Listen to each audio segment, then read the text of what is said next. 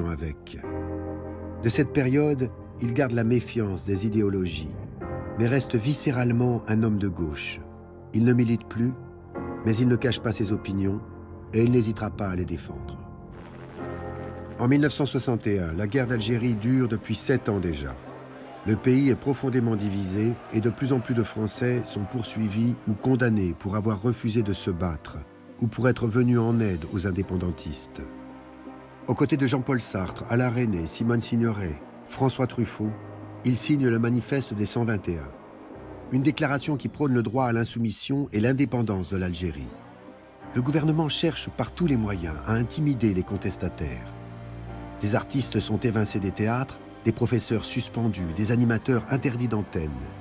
Sauté sera, lui, longuement interrogé par la police qui veut identifier les instigateurs. Malgré ses convictions, Claude Sauté n'est pas ce qu'on pourrait appeler un artiste engagé. Même si dans chacun de ses films, il porte un regard extrêmement lucide sur la société, sur le monde du travail, sur les problèmes économiques. À travers tous ces personnages, on sent chez lui une véritable empathie avec les milieux populaires. Mais les réalités sociales ne sont qu'une toile de fond. Ce qu'il explore inlassablement, c'est la complexité des rapports humains.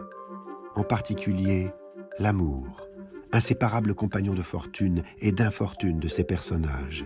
Je m'aperçois qu'inconsciemment, je replace dans mes films quelque chose qui a dû m'habiter. J'ai l'impression que vivre en couple, on ne peut plus rêver.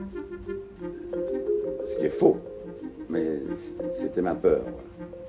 J'ai toujours bien pensé que la femme était égale à l'homme, mais j'ai eu du mal à comprendre que nous ne sommes pas identiques et en quoi nous ne sommes pas.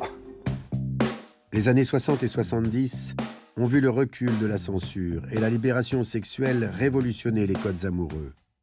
Et chez Sauté, les hommes et les femmes vivent cette liberté sans entrave et sans jugement, parce que Sauté s'interrogeait plus sur le bonheur que sur la morale.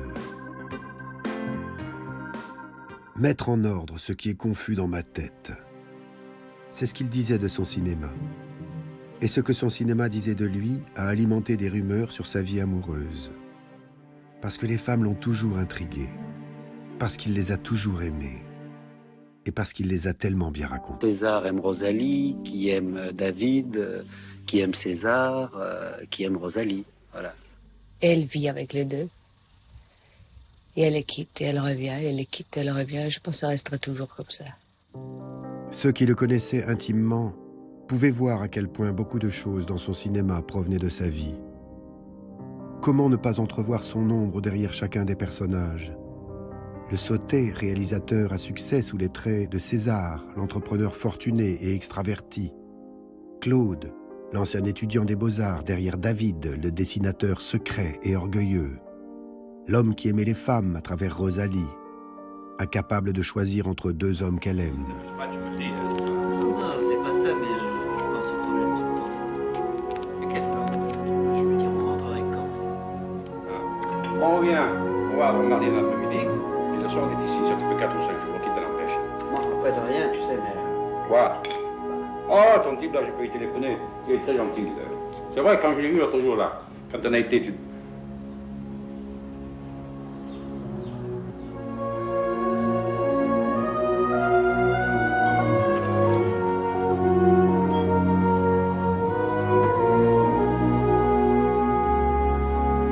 Jamais cherché à tourner avec Romy Schneider.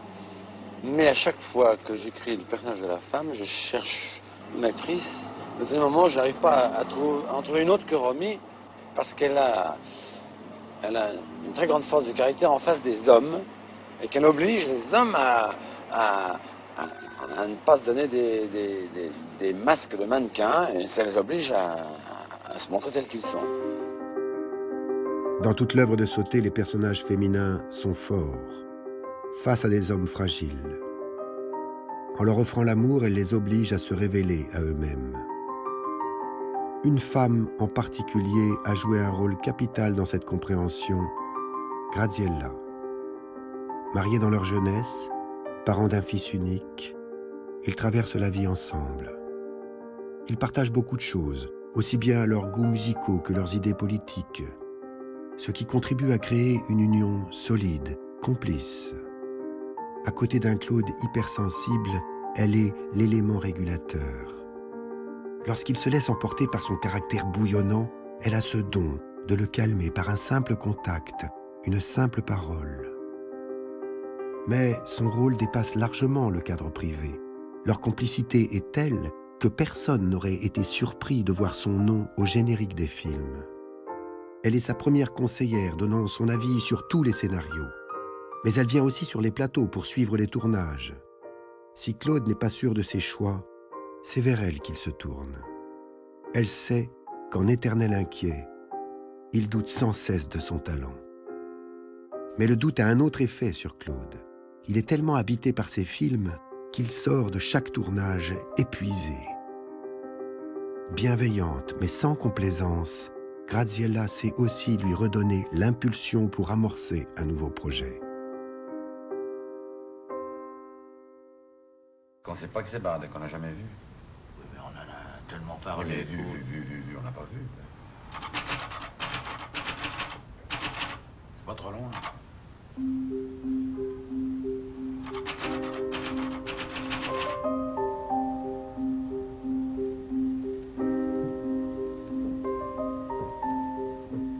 Film après film, les succès s'enchaînent. Claude Sautet a maintenant une liberté totale. Il réunit un casting de rêve pour un film qui sera celui de la consécration. Vincent, François, Paul et les autres est son œuvre la plus célèbre et la plus emblématique de cette décennie dorée. On y retrouve tous les ingrédients qui caractérisent ces films. Les décors, les cafés enfumés, la petite entreprise, la grande maison familiale. Les thèmes, le couple à bout de souffle, la fugacité du bonheur, la solitude. Claude Sautet est très lucide et sait qu'il serait au bord de devenir quelqu'un de solennel qui regretterait sa jeunesse ou les efforts qu'il était obligé de faire avant de devenir un metteur en scène commercial et important. Il a fait ce film, je crois, pour percer l'abcès et pour ne pas devenir un de ses personnages. Ce film est l'adaptation d'un roman de Claude Néron avec qui il écrit le scénario. Comme tous les autres, il est construit selon une architecture étrange.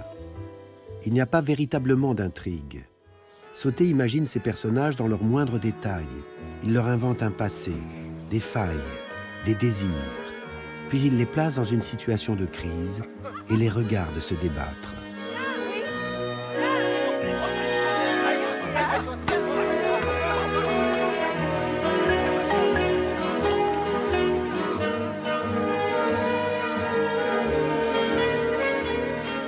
Tu es avec tes examens, toi? J'ai fini.